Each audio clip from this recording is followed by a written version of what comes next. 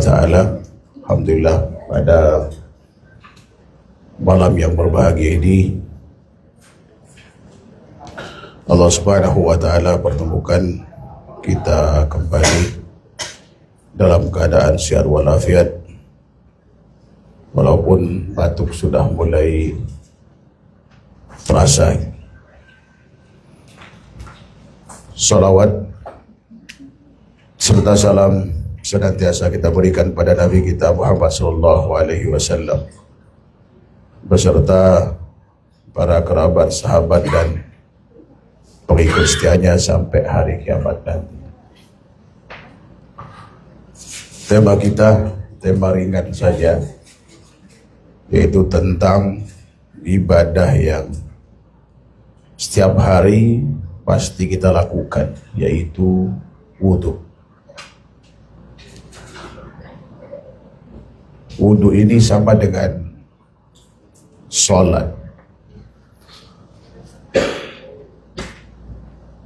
Kalau tidak kita beri perhatian lebih terhadapnya,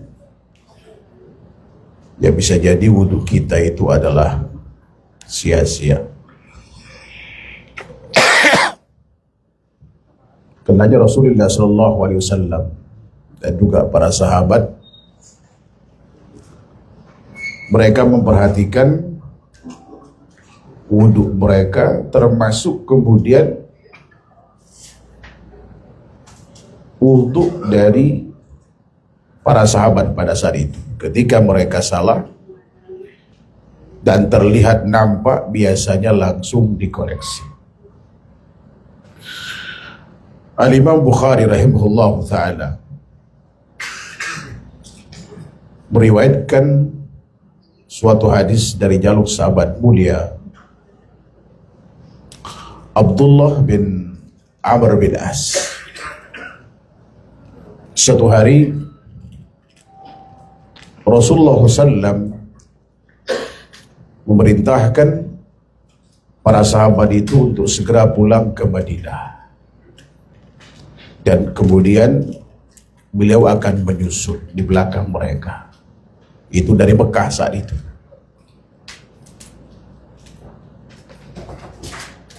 Tiba waktu asar, para sahabat pada saat itu mencari air dan tidak mendapatkan air kecuali di injury time, menjelang berakhirnya waktu asar.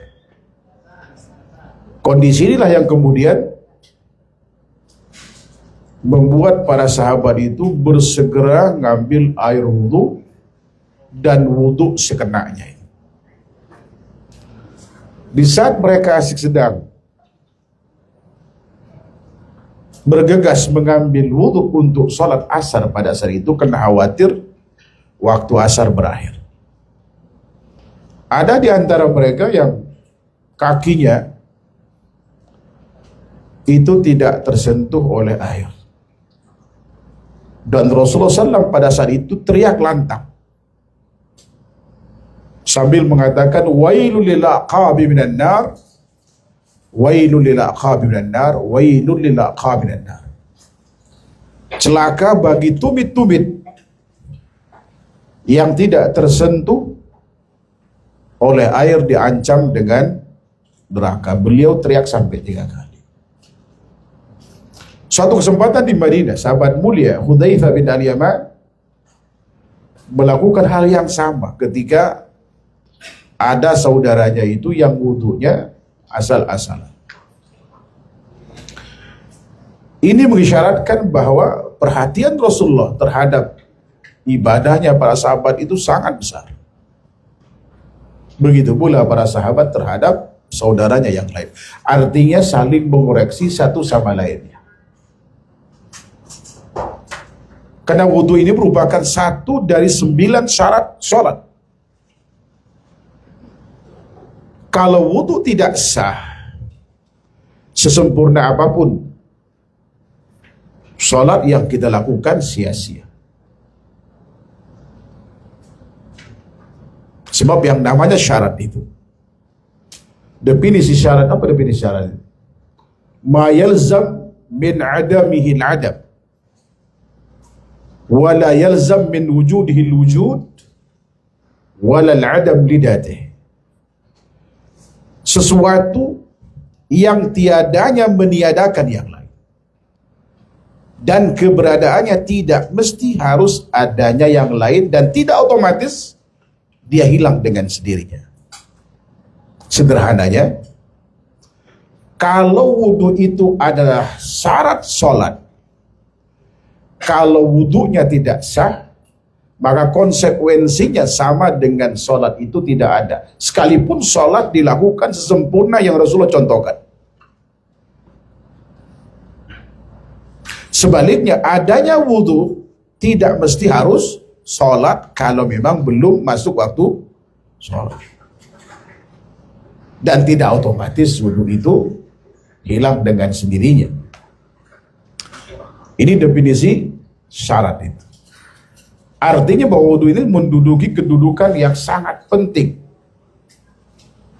Sama pentingnya dengan menghadap kiblat, sama pentingnya dengan menutup aurat dan yang lain. Sampai-sampai Rasulullah SAW itu pernah bersabda, kalau versinya Imam Syafi'i dalam Musnad dan juga Al-Umnya, beliau mengatakan miftahus salatil wudu wa tahrimuhat takbir wa tahliluhat taslim.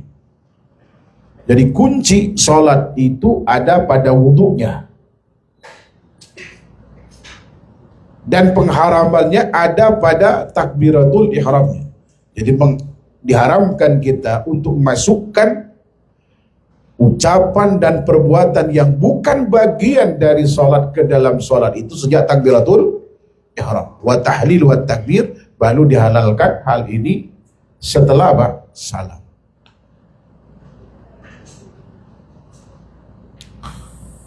Nah, wudhu yang sempurna itu mengacu kepada wudhunya Rasulullah Sallallahu Alaihi Wasallam. Namun hadis ini tidak familiar,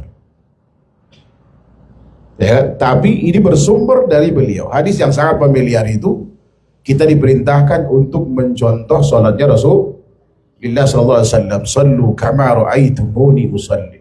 Salatlah kalian sebagaimana kalian melihat aku salat. Di penggalan hadis riwayat Imam Bukhari dan sahabat mulia Malik bin Huwairits. Dalam wudhu juga Rasul mengatakan mirip dengan hal ini.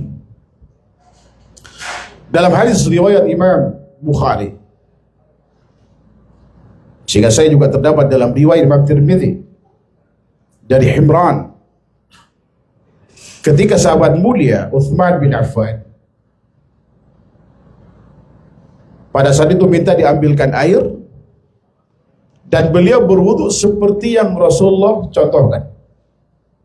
Karena setelah wudu kemudian beliau berkata, Inni ra'aitu Rasulullah SAW tawaddu'a nahwa wudu hadha. Sungguh aku pernah melihat Rasulullah SAW wudu persis seperti wuduku ini, kata beliau. Thumma khal, kemudian beliau bersabda, Man tawaddu'a nahwa wudu hadha. Ini poinnya. Barang siapa yang berwudu seperti wuduku ini, kata beliau. Thumma shalla rak'atain, kemudian dia salat 2 rakaat yang kita kenal dengan istilah salat syukril wudu. Lam yuhaddis bihi ma nafsahu bi syai', kemudian dia tidak menyibukkan di dalam salat itu dengan sesuatu, artinya dia khusyuk. Karena dalam riwayat lain disebutkan la yasubihima, dia tidak lalai dalam salat, artinya dia khusyuk dalam salat itu. Ghufira lahu ma taqaddama min dhanbi, akan diampuni dosanya yang telah lalu. Atau dalam redaksi lain riwayat Imam Bukhari mengatakan dakhalal jannah, dia bakal masuk surga. Jadi seorang yang wudu seperti wudunya Rasulullah SAW, kemudian dia salat 2 rakaat, dia khusyuk di dalam salat itu, maka dia akan apa? Akan diampuni dosa yang telah berlalu, dan kemudian dia bakal apa? Masuk surga. Bahkan sahabat mulia Bilal bin Rabah mendawamkan salat ini. Ya sebetulnya yang dilakukan sahabat mulia Bilal itu bukan hanya sholat sebenarnya, bukan hanya sholat sunnah wudu. Kalau kita lihat dari semua riwayat yang ada sholat sunnah wudu secara umum, ada sholat secara umum, ada sholat antara adzan dan qomat, dan kemudian beliau mendawamkan wudu. Dalam riwayat Imam Tirmidzi misalkan, dari sahabat mulia Buraidah, dia menuturkan, asbahan Nabi SAW pada Bilal. Suatu pagi Rasulullah SAW manggil Bilal, ya Bilal, bima sabaqtani ilal jannah. Wahai Bilal, dengan apa engkau mendahului aku di surga? Fa inni dakhaltul jannatal barih. Tadi malam saya masuk surga. Pasami itu khos-khosnaka amami, aku dengar bunyi terompahmu berada di hadapanku di surga. Jawaban sahabat mulia Bilal versi hadis ini, perhatikan apa kata beliau, ma'adzantu qattun illa wa sallaitu rak'atain wa ma asabani hadasun illa wa tawaddatu. Aku tidak pernah memandangkan adzan kecuali setelah itu aku sholat 2 rakaat. Ini bukan sholat sunnah wudu. Dan aku tidak pernah berhadas kecuali setelah itu aku wudu. Ini arti sahabat mulia Bilal bin Rabah selalu menjaga wudunya. Ini keistimewaan menjaga wudu luar biasa, ya kan? Mendawamkan wudu itu luar biasa. Namun dalam riwayat Imam Bukhari juga Muslim hampir semakna, bermuara dari sahabat mulia Abu Hurairah radhiyallahu anhu. Beliau pernah bersabda, asbahan Nabi SAW pada Bilal. Suatu pagi Rasulullah SAW manggil sahabat mulia Bilal. Lalu saat itu Rasulullah SAW berkata kepadanya, ya Bilal, akhbirni bi arja amalin amil tahu bil Islam. Fa inni sami'tu daffana alaika baina yadayya fil jannah. Tolong kasih tahu, wahai Bilal, tolong kasih tahu kepadaku amalan apa yang paling kau harapkan dalam Islam ini yang telah kau lakukan ini.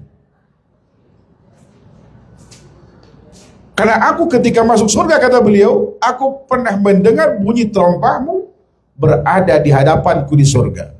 Kalau dalam riwayat lain disebutkan, setiap kali aku masuk surga selalu mendengar, ya kan, bunyi 2 terompahnya sahabat mulia Bilal bin Rabah. Perhatikan jawaban sahabat mulia Bilal bin Rabah pada saat itu. Ma amiltu amalan arja indi bin annani lam atatahhar tahuran fi sa'atin min al-laili aw nahar illa wa sallaitu bidzalika at-tuhur ma kutiba li an usalli, kata beliau. Aku tidak pernah melakukan suatu amal yang paling aku harapkan dalam Islam ini selain aku bersuci siang maupun malam. Dan aku manfaatkan kesucian ini untuk melakukan salat yang ditetapkan Allah untukku. Ini ada isyarat salat sunnah wudu, bisa tahiyatul masjid kalau di masjid, pada waktu duha, salat duha, atau kemudian salat kalau di malam hari, qiyamul lail. Jadi enggak mesti salat sunnah wudu. Saya baru dapatkan istilah salat sunnah wudu itu dalam kitab Al-Bidayah wa Nihayah punya Ibnu Athir ketika menjelaskan tentang sahabat mulia Bilal, dan itu ada istilah salat sunnah wudu. Wa illa dalam teks-teks hadis itu tidak disebutkan istilah itu. Namun di kita lebih populer istilah salat sunnah wudu yang sering dilakukan sahabat mulia Bilal yang menyebabkan dia masuk surga. Padahal tidak hanya salat sunnah wudu yang beliau lakukan ini. Dan itu nampak dari beberapa riwayat yang disebutkan tadi. Nah, ini keistimewaan apa? Keistimewaan salat, keistimewaan wudu dan salat setelah wudu. Dengan catatan wudunya itu seperti yang Rasulullah contohkan. Kalau kita maksimalkan ya kan, salat ini atau wudu ini dengan baik setiap hari, itu Masya Allah banyak keistimewaan kita dapatkan. Di antaranya adalah menghapus dosa-dosa yang kita lakukan. Ada dalil umum, ada dalil khususnya. Ya kan? Dalil umumnya dalam riwayat Imam Muslim dari sahabat mulia Uthman bin Affan. Beliau pernah berkata, Rasulullah itu pernah bersabda, "Man tawadda'a fa ahsana al-wudu." Barang siapa yang berwudu lalu dia sempurnakan wudunya, kharajat khatayahu min jasadihi hatta min tahti athfarihi. Maka niscaya dosa-dosanya akan keluar dari tubuhnya, bahkan dari apa? Ujung kuku-kukunya itu. Bahkan nanti ketika membasuh tangan, wajah dan lain-lain, ya sebagaimana rincian dalam riwayat Imam Muslim, sahabat mulia Abu Hurairah pernah menuturkan, "Idza tawadda'a abdul mu'min awil muslim faghasala yadayhi." Saya lupa redaksinya itu. Atau wajah dulu. Faghasala wajhahu. Ya kan? Kharajat kullu khati'atin nazarat ilaihi bi'ainai ma'al ma' aw ma'akhir qatril ma'. Fa idza ghasala yadayhi kharaja kullu khati'atin batashadha yada ma'al ma' aw ma'akhir qatril ma'.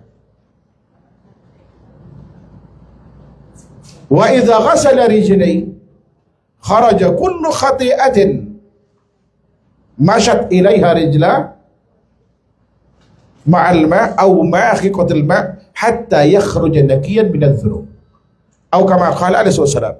Jadi barang siapa tidak seorang hamba muslim atau mukmin berwudu lalu disempurnakan wudunya, lalu kemudian dia basuh wajahnya, maka niscaya akan berguguran seluruh dosa disebabkan pandangan matanya kepadanya dengan air atau dengan tetesan air yang terakhir.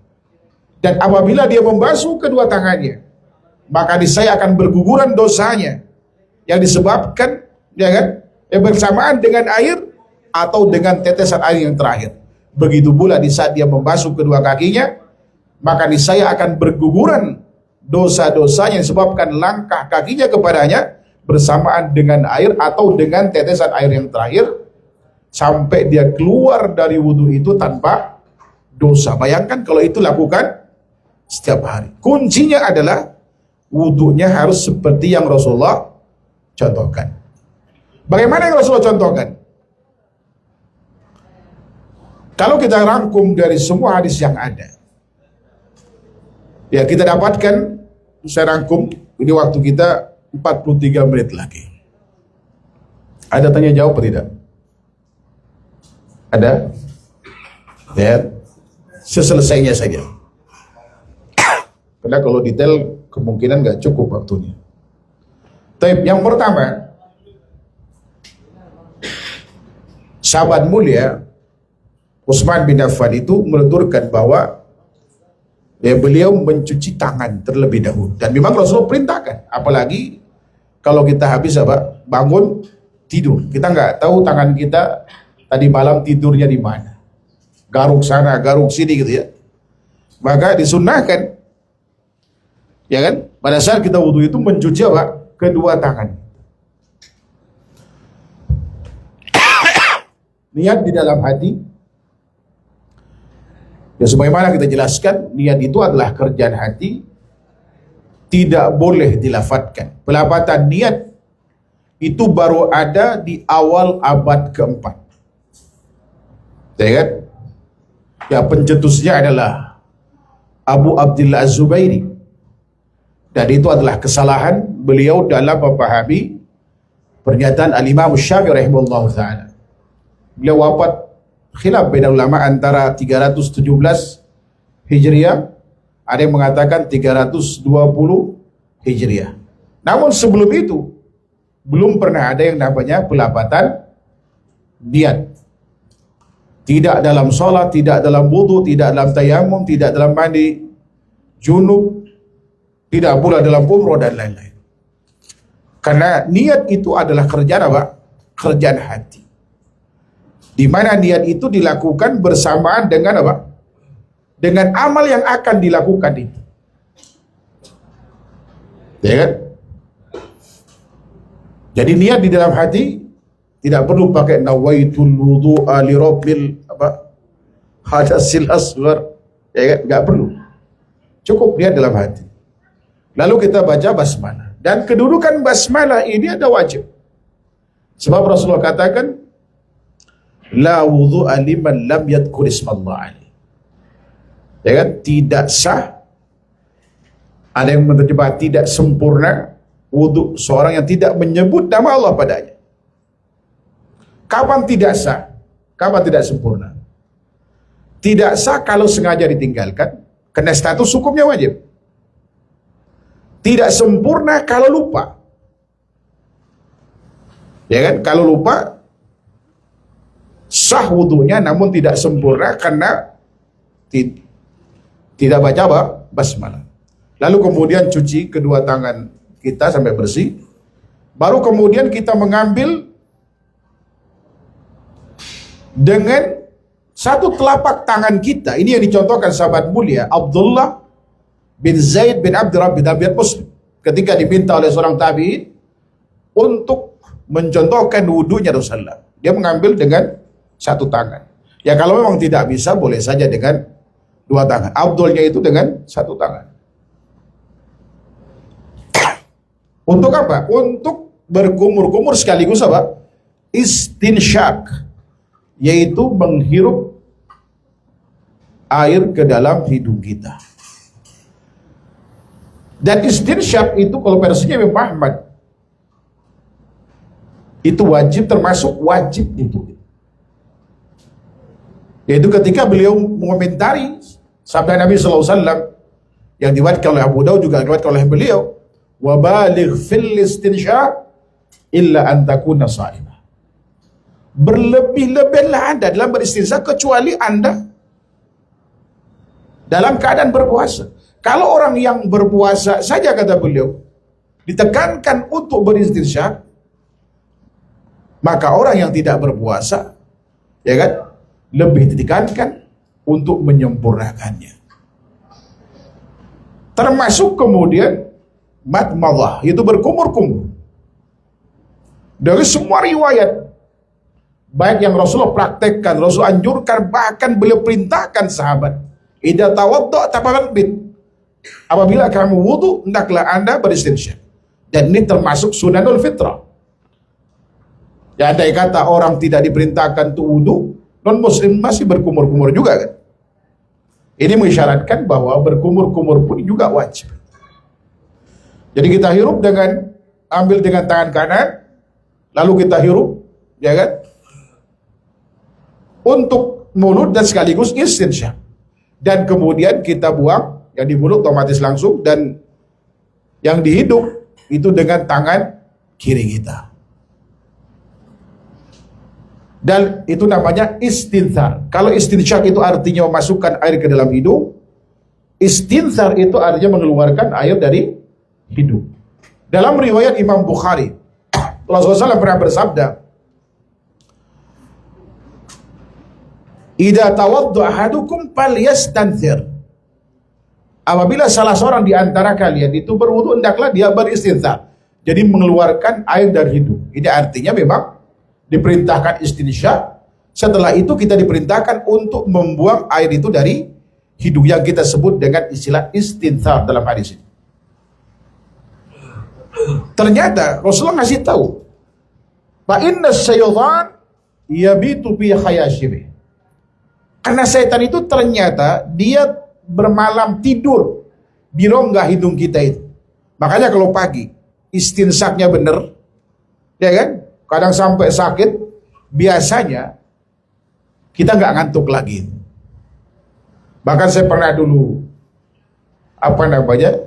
diminta untuk menjelaskan tentang wudu ini, pernah ada seminar dan ada seorang profesor menjelaskan tentang mukjizat ilmu di dalam wudu itu. Orang yang istinsaknya benar kata beliau itu kemungkinan kecil kena sinus. Ini luar biasa. Dan beliau jelaskan ya dengan teori ilmu yang beliau kuasai. Saya cuma diminta untuk menerangkan tentang wudu yang benar seperti apa. Ini luar biasa. Dan mereka telah menelitinya. Bagi kita, mau ada hikmah secara medis atau tidak, wudu itu tetap harus dilakukan setiap hari karena terkait dengan syarat apa? Sholat kita. Nah, kemudian setelah itu apa yang mesti kita lakukan? Membasuh apa? Faksilu wujuhakum. Kita membasuh wajah. Mana sih wajah itu? Wajah itu ini nih. Tempat tumbuhnya rambut ini. Ya mungkin ada di antara kita yang sudah asla. Ya kan? Rambutnya udah nggak ada di sini. Ada nggak? Ada kan? Bukan berarti basuhnya lagi sini nggak, karena ini bukan bagian dari wajah. Ini tetap aja segini. Umumnya. Ya kan? Ini bagian dari wajah.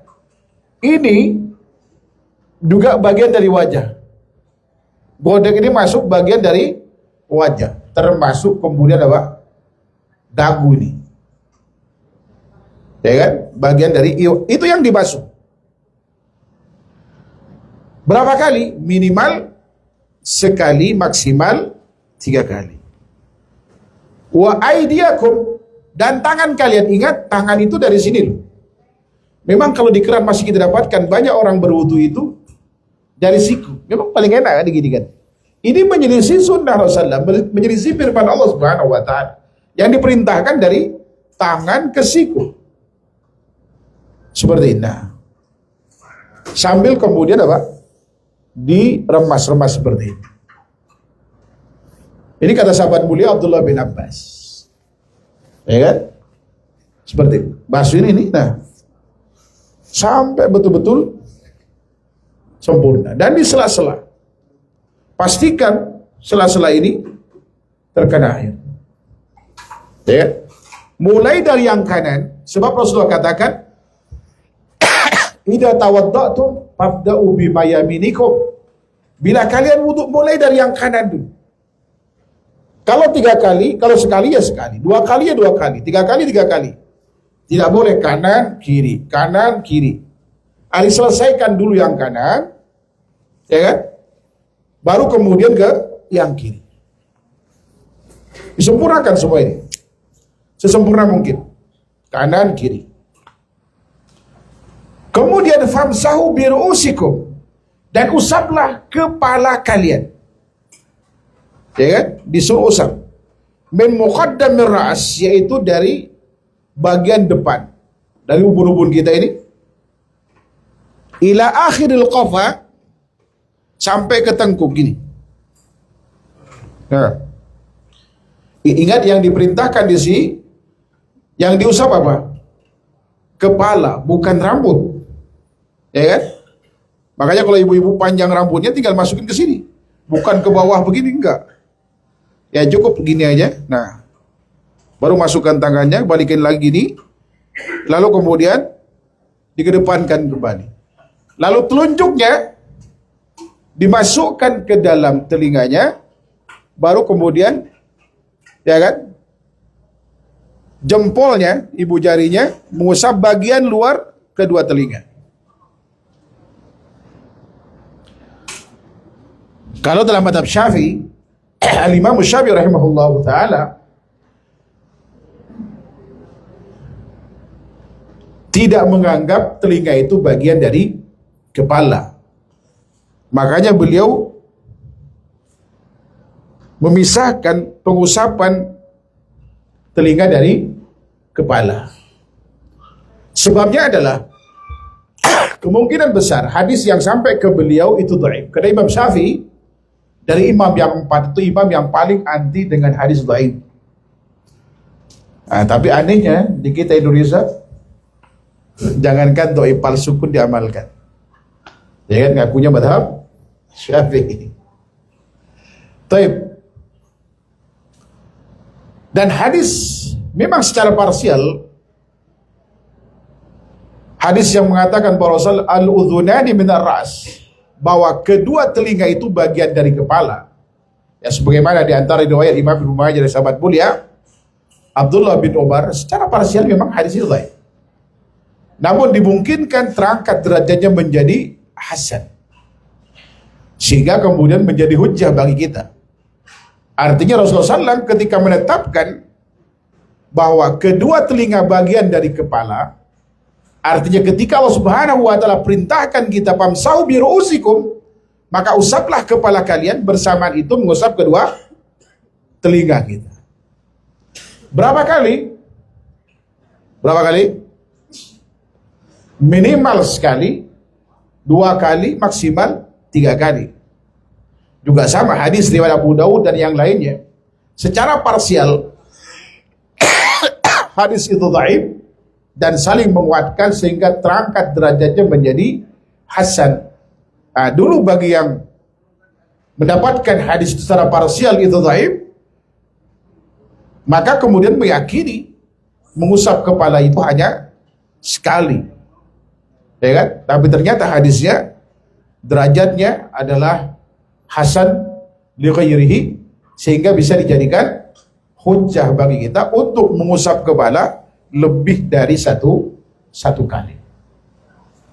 Jadi ikhtilaf salah satu sebabnya adalah hadis itu mungkin nyampe ke seorang ulama, namun hadisnya lemah sehingga kemudian dia tidak mengamalkannya. Atau sama sekali kemudian tidak sampai hadis itu, ya tidak lemahnya apalagi sahihnya. Sehingga kemudian beliau berijtihad sesuai dengan data yang sampai kepada beliau. Maka kewajiban ulama berikutnya lah kemudian untuk kemudian menelusuri dan sekaligus mencari tahu tentang kualitasnya, ya kan? Setelah kemudian kaidah ilmu hadis itu sudah matang dan kemudian bisa dijadikan pijakan untuk melakukan apa?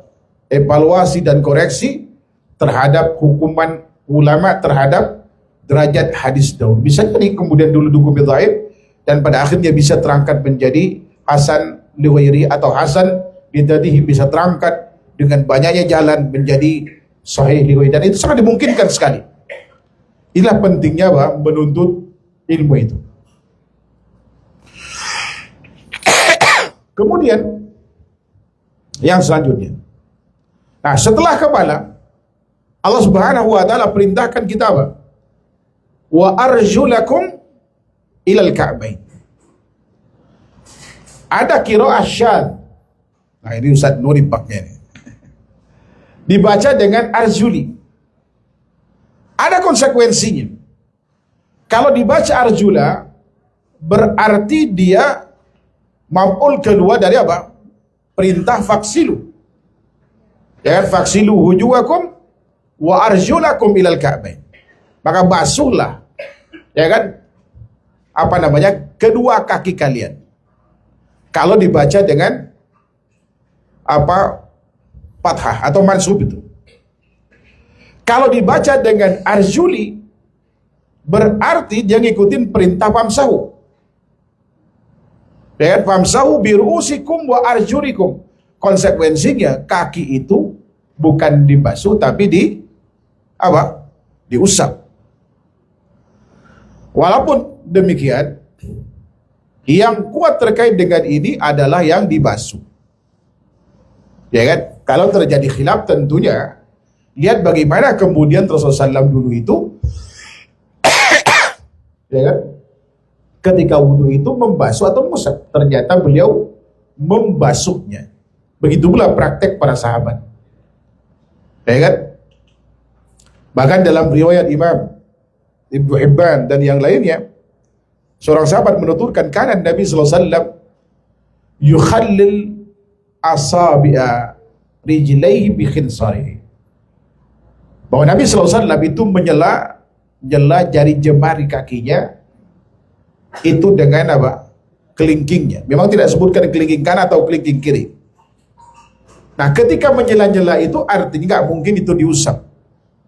Pasti apa? Karena dalam kondisi basah. Dan kalau kita telusuri, ya kan, hadis termasuk kemudian hadis yang saya bawakan tadi, riwayat Imam Muslim dari sahabat mulia Abu Hurairah, di bagian terakhir Rasulullah mengatakan, fa idza ghassala rijlaihi dan apabila dia membasuh kedua kakinya. Ini mengisyaratkan apa? Bahwa kaki itu dibasuh bukan diusap. Namun qiraat syadz ini bi arjulikum itu dipakai oleh para ulama sebagai dalil mengusap khuf yang ada di dalam Al-Quran. Jadi qiraat syadz. Jadi ada qiraat sab'a asyara sughra kubra, ada qiraat sab'ata, ada arba'ata asyar. Baik. Bapak Ibu yang dirahmati Allah Subhanahu wa taala. Nah, itulah rangkaian. Nah, kemudian kita basuh yang kanan juga mulai dari apa? Ujung kaki kita. Sampai kemudian apa? Ke mata kaki. Sebab perintahnya di Al-Qur'an itu apa? Wa arjulakum ilal ka'bain. Dari kaki kalian sampai kedua mata kaki. Sesempurna mungkin. Dan kemudian kita selak, kalau masih memungkinkan, nyilang tangan kiri kita, karena diasumsikan oleh para ulama itu bahwa Rasulullah ketika membersihkan sesuatu itu dengan tangan kirinya. Walau dalam teks hadis riwayat Ibnu Hibban itu tidak sebutkan tangan kiri atau tangan kanan, yang jelas beliau menyela-nyela dengan kelingkingnya, jari jemari kakinya itu. Seperti ini. Nah, sesempurna mungkin, ya kan? Lakukan berapa? Minimal sekali, maksimal 3 kali. Kemudian baru yang ke kiri. Ya sebagaimana keumuman hadis tadi, fa idza tawadda'tum fabda'u bima yaminikum, bila kalian wudu mulai dari yang kanan. Kemudian setelah itu kiri. Kita sela-sela. Kalau tidak memungkinkan dengan kelingking kiri keduanya, ya boleh dengan kelingking kanan untuk kanan, kelingking kiri untuk kaki kiri. Baru setelah itu selesai apa? Rangkaian wudhu kita. Lalu kemudian kita disunahkan untuk baca apa? Doa. Apa doanya, Ibu? Saya menghafal doanya. Hah? Doanya apa? Bukan bismikallahumma amutu wa ahya. Pada ngantuk nih. Apa doanya?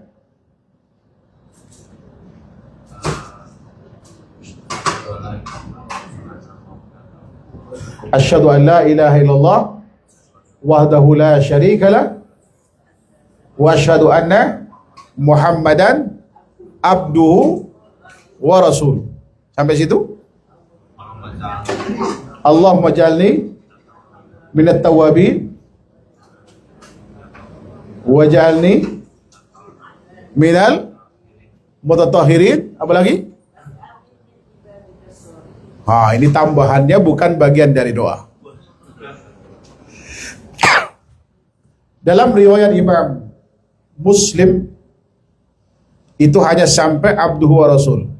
Asyhadu an la ilaha illallah wahdahu la syarika lah lahul mulku wa lahul hamdu ala kulli syai'in qadir. Salah kan? Apa? Asyhadu an la ilaha illallah wahdahu la syarika lah wa asyhadu anna Muhammadan abduhu wa rasuluh. Sampai situ. Kalau versinya Imam Muslim. Ada tambah redaksi itu dalam riwayat Imam At-Tirmidzi.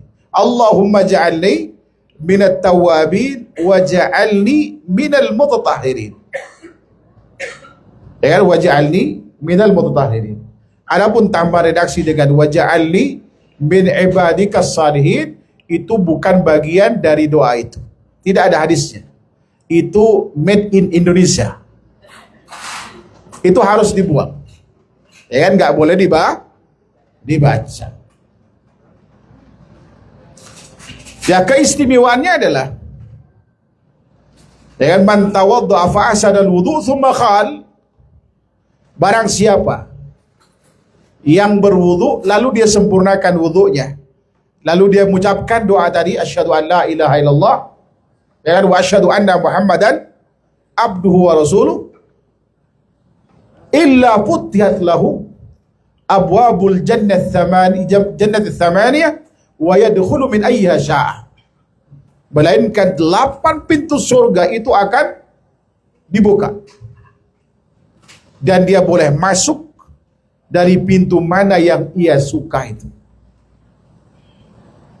Ya kan? Ini riwayat Imam Muslim. Sampai abduhu wa rasul. Kita meredaksi tadi dalam riwayat Imam Tirmidzi tambah Allahumma ja'alni minat tawwabin wa ja'alni minal mutatahhirin. Setelah itu kemudian apa? Salat sunnah, ya kan? 2 rakaat itu. Nama aslinya sebetulnya adalah salatut tatawwu. Ya kan? Selain salat fardu, salatut tatawwu. Secara syarat sebetulnya istilah yang pas itu salatut tatawwu.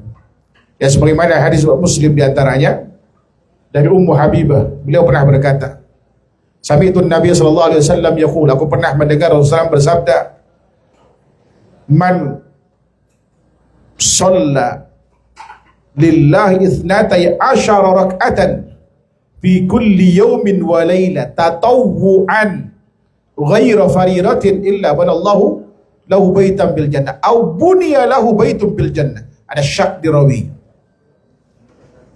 Ya, aku pernah mendengar Rasulullah bersabda, barang siapa yang sholat 12 rakaat sehari semalam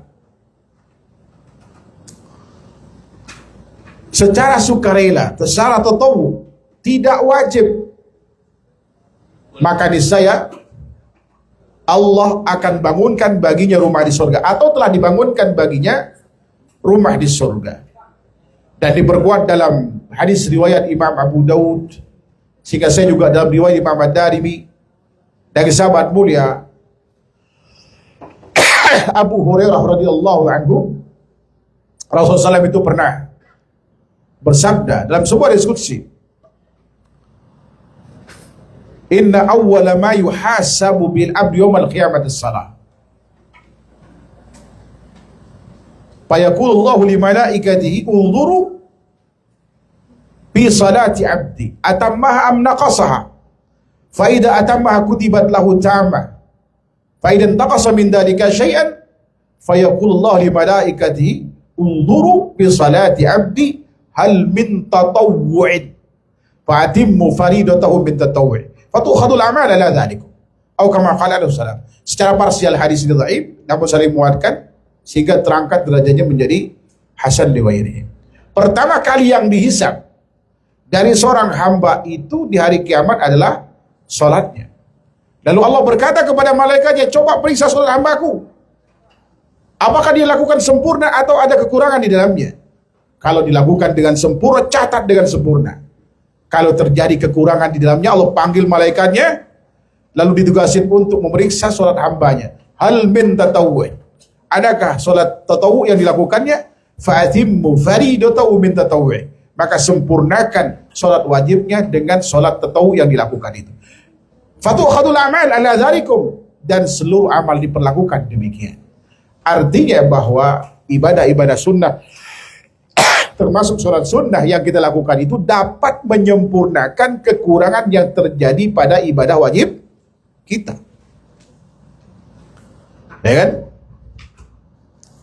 Maka kita lakukan apa? Sholat itu.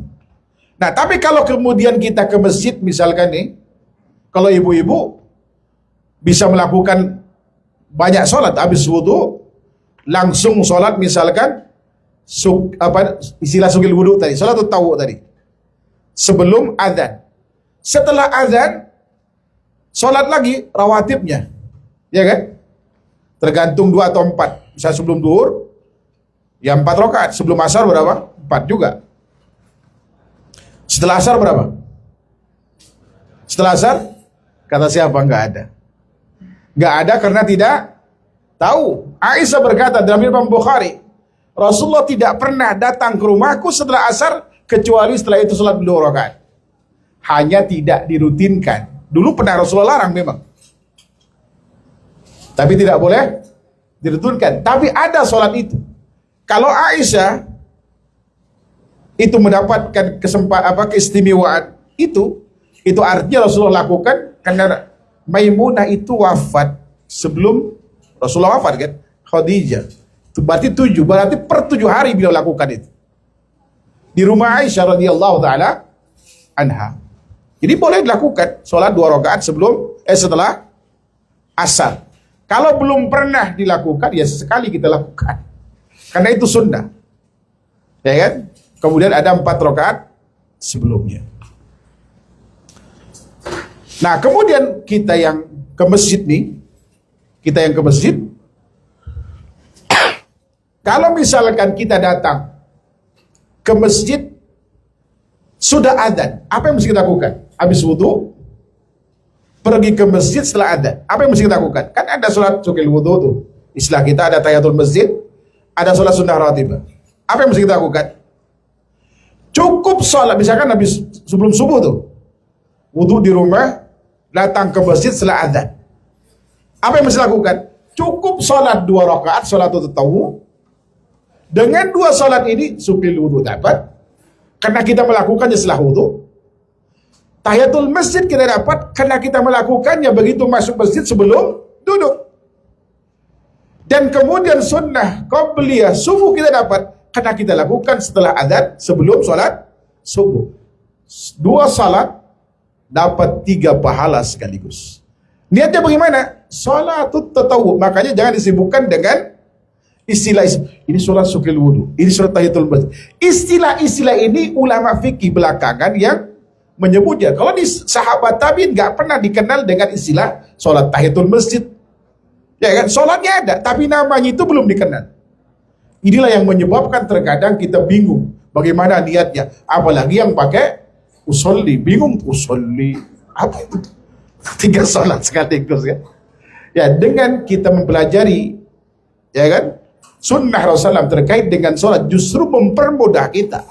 Tapi ketika ada tambahan masuk ke dalam syariat itu yang terkadang membuat kita bingung, membuat kita bimbang, membuat kita salah melakukan apa yang mesti kita lakukan. Nah, kalau kita melakukan wudu dengan sempurna tadi, lalu kemudian kita salat, apa yang didapatkan? Ampunan dosa, ya kan? Yang telah lalu. Kemudian yang berikutnya, bakal masuk surga dari pintu mana yang kita sukai. Bayangkan kalau setiap hari kita melakukan wudu dan salat. Rugi sekali bagi yang tidak melakukan salat. Minimal yang kita lakukan adalah salat wajib. Kalau bisa merambah ke yang sunnah, itu masya Allah ada keistimewaan lain yang didapatkan, ya kan? Dalam keyakinan masyarakat kita Indonesia, seakan-akan menjadi waliullah itu hanya kapling orang-orang tertentu, ya apa tidak? Harus keturunan orang-orang tertentu, padahal tidak. Semua kita itu berpeluang untuk menjadi waliullah yang sebenarnya, bukan wali palsu. Di Indonesia banyak palsu, ada gigi palsu, ada ijazah palsu, ada nasab palsu. Wallahu ta'ala alam. Kan begitu. Buang kepalsuan, buang topeng itu. Ya kan?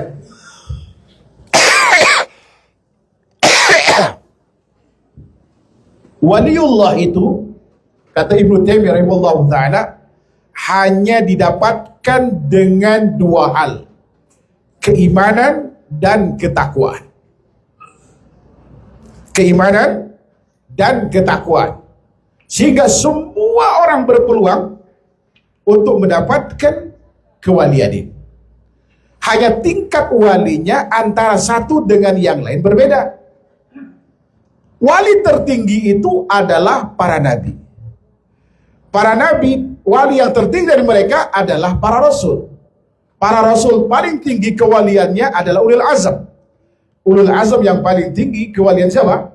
Nabi kita Muhammad sallallahu alaihi wasallam. Adapun kelas awamnya kita, itu Imam Ibnu Taimiyah rahimahullahu taala menyebutkan 2 kelompok. Ada as-sabiq al-muqarrib dan ada yang disebut dengan al-muqtasid. Siapa as-sabiqul muqarrib? As-sabiqul muqarrib itu adalah mereka yang begitu ada perintah dilakukan tanpa melihat wajib sunnahnya amal. Ada larangan dihindari tanpa melihat haram makruhnya amal ditinggalkan. Itu as-sabiqul muqarrib kelasnya. Adapun al-muqtasidun adalah orang yang hanya mencukupkan diri dengan ibadah-ibadah yang wajib. Kalau ibadah sunnah biasanya, emang Pak Ustadz pahalanya apa sih? Nah, itu kelas kita tuh. Ya kan? Al-muqtasidun. Dan satu-satunya hadis tentang waliullah yang sahih, kata Ibnu Taimiyah rahimahullahu taala, adalah hadis yang diriwayatkan oleh Imam Bukhari dalam sebuah diskusi. Saya akan bawakan insyaallah, cukup waktu 12 menit. Ini hikmah terakhir tentang keistimewaan mendawamkan ibadah sunnah, ya kan, di samping yang wajib, akan meningkatkan status kita di Allah Subhanahu wa taala dari orang-orang al-muqtasid tadi menjadi as-sabiqil muqarrib, dan dialah waliullah yang sebenarnya, dengan keistimewaan apa? Dengan keistimewaan yang akan disebutkan tadi. Doanya Allah akan memberikan taufik padanya untuk senantiasa istiqomah di jalan Allah. Doanya mustajab, setiap minta perlindungan Allah berikan perlindungan kepadanya. Bahkan di saat sakaratul maut pun Allah akan cabut dengan sakaratul maut yang paling ringan. Rasulullah SAW bersabda, Allah berfirman dalam sebuah diskusi. Apa kata Allah Subhanahu wa taala? Man adali waliyan faqad adantuhu bil harb. Barang siapa yang memusuhi waliku, aku nyatakan perang terhadapnya, kata Allah Subhanahu wa taala. Siapa waliullah ini? Al-Imam Ibnu Hajar Al-Asqalani rahimahullahu taala ketika menjelaskan hadis ini, beliau sebutkan waliullah ini adalah al-muwadhib ala taqwallah, yaitu orang yang bergegas melakukan ketakwaan kepada Allah. Ada perintah diamalkan, ada larangan dihindari. Dia waliullah yang sebenarnya. Lebih lanjut kemudian Allah berkata, "Wa ma taqarraba ilayya 'abdi bi syai'in ahabbu ilayya mimma aftaratu 'alaihi." Tidak ada sesuatu yang dengannya hambaku mendekatkan diri padaku lebih aku cintai dari apa yang telah aku wajibkan kepada mereka. Seluruh amal yang status hukumnya wajib, itu amal yang paling dicintai Allah Subhanahu wa taala, walau umumnya terasa berat. Taat kepada suami itu wajib hukumnya, ya tidak? Itu amal yang paling dicintai Allah Subhanahu wa taala, tapi paling tidak disukai oleh para istri. Ya kan? Memberi nafkah kepada istri itu wajib,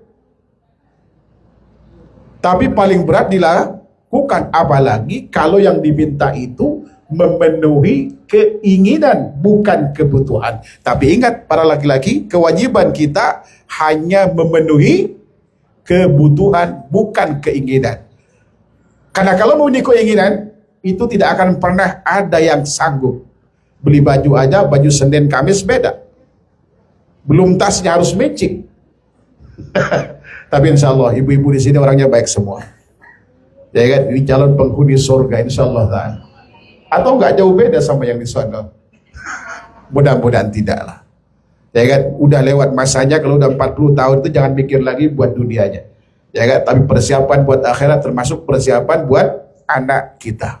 Jangan habiskan uang, ya kan, hanya untuk hura-hura. Begitu belum dinikmatin tas yang baru, ternyata wafat. Siapa yang menikmati kemudian? Pesaing ibu-ibu, ya kan? Hati-hati itu. Bapak Ibu yang dirahmati Allah Subhanahu wa taala. Nah, kemudian hadis yang selanjutnya Allah katakan, "Wala yazalu abdi yataqarrabu ilayya bin nawafili hatta uhibba." Semasih hambaku mendekatkan diri padaku dengan ibadah sunnah di samping yang wajib, sampai aku jatuh cinta kepadanya. Kita mengamalkan ibadah yang wajib, itu amal yang dicintai Allah Subhanahu wa taala. Kita belum dicintai Allah Subhanahu wa taala. Kalau kita ingin dicintai Allah Subhanahu wa taala, hidupkan ibadah sunnah dan dawamkan serta istiqomah padanya. Minimal satu lagi kita lakukan itu. Di samping yang wajib, sampai Allah jatuh cinta kepada kita. Jadi untuk mengundang cinta Allah itu, kita harus menghidupkan ibadah sunnah di samping yang wajib. Yang paling mungkin untuk dilakukan adalah wudhu. Kalau bisa jangan batal wudhu itu, kecuali haid ya. Wudhu, batal wudhu lagi, batal wudhu lagi, masya Allah itu. Termasuk kemudian sholat sunnah yang menyertainya. Kita dawamkan itu sampai Allah jatuh cinta kepada kita. Dan Allah jamin, apa kata Allah? Faida ahbabtu, kalau aku telah jatuh cinta padanya. Apa indikasinya? Fakuntu samahu alladhi yasma'u bihi, wa basaruhu alladhi yubsiru bihi, wa yaduhu alladhi yabtishu biha, wa rijlahu alladhi yamsi bihima, Fa idza sa'alani la'udhiyanna wa idza ista'adani la'udhiyanna. Kalau aku telah jatuh cinta padanya, maka pendengaran yang dengannya mendengar adalah aku. Ya kan? Mata yang dengannya melihat adalah aku. Tangan yang dengannya memukul adalah aku. Kaki yang dengannya berjalan adalah aku. Artinya apa? Kata para ulama, orang ini akan senantiasa mendapatkan hidayah taufik dari Allah Subhanahu wa taala, sehingga pendengaran, pandangan mata, tangan dan kakinya ya kan akan senantiasa berada di jalan Allah Subhanahu wa taala. Ya kan? Dia akan berani bersikap. Masya Allah, ada beberapa jamaah kita begitu pulang haji, masih muda, usia 42 tahun singkat saya, ya kan, qadarullah usahanya jatuh, suami nggak tahan, akhirnya kemudian pergi, ya kan, ke gua-gua nyari wangsit itu, ya kan, nanti dapatnya bahasa semut, inna makhali itu, ya kan, dan melakukan kesyirikan kepada Subhanahu wa taala. Dinasihatin sama istrinya, ya kan, akhirnya kemudian karena tetap pada kesyirikan itu, istrinya berani bersikap dan dia gugat cerai, ya kan, karena kalau tidak dia bisa keluar dari Islam, otomatis nikahnya pasah. Jadi perceraian akad nikah itu bisa putus, bisa kena talak, bisa kena khulu, bisa kena fasah, ya kan. Akhirnya kemudian dia berani bersikap. Dan jarang orang yang berani bersikap itu kalau kemudian dia tidak mendapatkan taufik dari Allah Subhanahu wa taala. Dan wanita ini rajin karena sering nanya tentang ibadah-ibadah sunnah. Saya yakin dia melakukan itu. Jadi berani bersikap itu. Bahkan saya ceritakan kemarin, orang Masya Allah kaya raya, dibilang kaya raya karena saya pernah ke rumahnya sangat besar, pembantunya 11, sopirnya berapa orang itu. Tapi ketika suaminya melakukan kesyirikan, ditinggalkan suaminya. Dan ini tidak akan mungkin dalam situasi seperti ini kalau dia tidak mendapatkan pertolongan Allah Subhanahu wa taala. Orang mengatakan tidak dengan yang haram. Seorang direktur bank keluar dari bank sampai pada akhirnya dia makan pun susah. Ini pertolongan Allah Subhanahu wa taala. Dan bagi orang gila sekali dia seperti ini, udah levelnya luar biasa gitu, udah direktur. Tapi dia rela meninggalkan itu. Kenapa? Karena pertolongan Allah akan jauhkan orang-orang semacam ini dari apa? Dari maksiat kepada Allah Subhanahu wa taala. Apa sebabnya? Karena dia apa? Gemar menghidupkan ibadah sunnah di samping yang wajib. Tidak cukup sampai di situ. Indikasi Allah cinta kepada dia, Allah tadi mendapatkan hidayah taufik dari Allah untuk istiqamah di jalan Subhanahu wa taala. Yang kedua, mustajab doa. Hati-hati orang yang soleh itu. Mustajab doa bukan hanya untuk dirinya, tapi juga untuk orang lain yang minta doakan padanya. Maka tradisi zaman sahabat itu saling minta doakan satu sama lain. Dan ini salah satu dari 3 tawasul syar'i. Di samping tawasul dengan asma dan sifat, tawasul dengan amal saleh, ada tawasul dengan orang soleh yang masih hidup. Siapa dia? Nggak perlu sorbannya seperti Wali Songo, Pak. Bisa jadi yang soleh-soleh itu ada istri kita, pasangan kita, muadzin yang ada di masjid-masjid kita. Lihat kebiasaan dalam kesehariannya, lihat akidahnya, lihat ibadahnya, sesuai dengan tuntunan apa tidak. Kalau sesuai dengan tuntunan, walau dia tidak punya pesantren, bukan siapa-siapa, nggak ahli ceramah, dialah orang soleh yang sangat didengar doanya oleh Allah Subhanahu wa taala. Mungkin bawahan kita cari orang-orang semacam ini, karena doanya mustajab. Kemudian yang ketiga indikasinya, setiap kali diminta pertolongan kepada Allah, Allah akan berikan pertolongan kepadanya. Kita tahu kasus Abu Muslim Al-Khawlan. Ketika diminta untuk memberikan kesaksian atas kenabian seorang Al-Aswad An-Nasi, nabi palsu. Di zaman sahabat mulia Umar, ya kan? Suatu hari Abu Muslim ini disidang di keramaian, di tengah keramaian, ya kan, di kerumunan pengikut fanatiknya Al-Aswad An-Nasi untuk diminta kesaksian. Kalau dia memberikan kesaksian atas kenabiannya, aman dia. Kalau tidak, maka akan dibakar. Karena disiapkan sudah api unggun di depan matanya. Algojo disiapkan. Siap mendorong dia. Tibalah saatnya. Al-Aswad Al-Ansi berkata kepada, Ya Aba Muslim, atashhada anna Muhammadar Rasulullah. Kamu mengakui gak kalau Muhammad itu utusan Allah? Dia mengatakan, Naam, iya. Lalu kemudian pertanyaan berikutnya, atashhada anni Rasulullah. Kamu ngakuin gak kalau saya juga utusan Allah? Beliau tanpa ragu mengatakan, tidak. Walau tahu konsekuensinya dia harus dibakar. Ini pertolongan Allah Subhanahu wa Ta'ala. Lalu kemudian didorong dia, lemparkan ke dalam api. Apa yang terjadi? Apakah terbakar? Jawabannya tidak. Beliau bukan orang yang pintar debus. Bukan orang Indonesia. Ya kan? Dia salat di tengah bara api itu. Dia berdoa kepada Allah Subhanahu wa Ta'ala. Api yang sedianya itu bisa membakar, jangankan tubuh manusia. Batu bisa hancur. Besi bisa meleleh. Tapi ketika pertolongan Allah turun kepada hamba-hambanya, kepada para walinya, ya kan, jangankan badannya, pakaiannya pun tidak tersentuh oleh api. Ketika informasi ini sampai pada sahabat mulia Umar bin Khattab radhiyallahu anhu, Umar berkata, Maha suci Allah yang telah memberikan kepada umat Nabi Muhammad apa yang telah diberikan kepada Nabi Ibrahim alaihissalam. Di saat dibakar oleh kaumnya, Allah turun tangan. Apa kata Allah? Ya naru kuni bardaw wa salam ala Ibrahim. Wahai api, mendinginlah Anda dan berikanlah keselamatan pada Ibrahim. Dan Nabi Ibrahim pun tidak terbakar. Apa sebabnya Abu Muslim Al-Khawlan tidak terbakar? Jelas karena kesalehan beliau. Dia waliullah yang sebenarnya. Tapi ingat, jangan disalahpahami hadis ini. Jangan sampai kemudian habis haji merasa udah soleh, semua amal dilakukan, tiba-tiba tes kesalehan di Indonesia.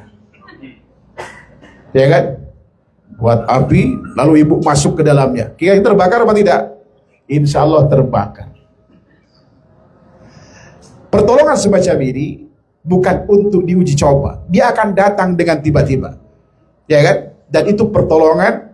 Makanya karomah para wali itu tidak akan datang dua kali. Dia datang secara spontanitas. Kalau kemudian itu menjadi sebuah kebanggaan dan berulang-ulang, pastikan dia bukan waliullah, tapi wali setan. Dan yang terakhir, dan aku tidak pernah ragu melakukan sesuatu yang harus aku lakukan, kata Allah Subhanahu wa Ta'ala, seperti raguku ketika ingin mencabut nyawa seorang mukmin yang tidak menghendaki kematian, dan aku tidak mau menyakitinya. Artinya saking sayangnya Allah Subhanahu wa Ta'ala kepada hambanya yang rajin ibadah sunnah di samping yang wajib, setelah jatuh cinta Allah berikan hidayah taufik untuk istiqomah. Allah Subhanahu wa Ta'ala dijadikan kondisi mustajab doa. Setiap kali minta perlindungan, Allah berikan perlindungan kepadanya. Yang terakhir, ketika dia wafat akan dicabut dengan sakaratul maut yang paling ringan. Ini yang dimaksud dari hadis qudsi ini. Mudah-mudahan kita termasuk orang-orang yang diberikan taufik Allah Subhanahu wa Ta'ala untuk bisa menghidupkan ibadah sunnah di samping yang wajib, sehingga seluruh keistimewaan yang kita dapatkan, termasuk gelar waliullah kita dapatkan, sekalipun orang tidak mengakui, karena tidak perlu pengakuan manusia untuk mendapatkan waliullah. Cukup Allah kemudian yang mengakui kita, dan pengakuan itulah yang sebetul-betulnya nilai yang akan kita dapatkan dari ketakwaan kita kepada Subhanahu wa Ta'ala. Ini saja barangkali yang bisa kami sampaikan. Kurang lebihnya mohon maaf. Wallahu ta'ala alam. Wa sallallahu Muhammad wa ala alihi wasallam. Subhanakallahumma bihamdika asyhadu an la ilaha illa anta astaghfiruka wa atubu ilaik. Assalamualaikum warahmatullahi wabarakatuh.